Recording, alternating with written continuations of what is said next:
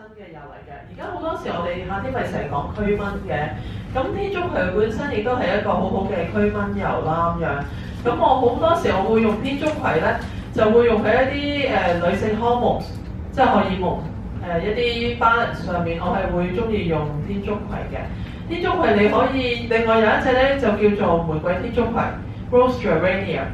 咁你如果夏天點嘅時候，我成日覺得咧天竺葵一啲係夏天嘅植物嚟嘅，佢係會有少少黃綠色啦，你應該行出嚟睇到啦，佢唔係完全綠色嘅嘢嚟嘅，佢有少少大黃色嘅植物啦咁樣。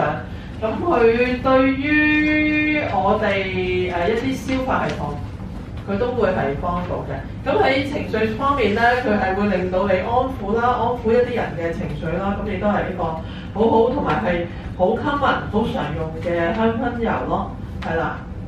咁有時候譬如話你可以溝落一啲洗頭水嗰度，係因為佢好中性嘅個味，男士佢會接受得到嘅。佢又冇薄荷嗰啲咁刺鼻咯，同埋咁第三隻油係咩嚟㗎？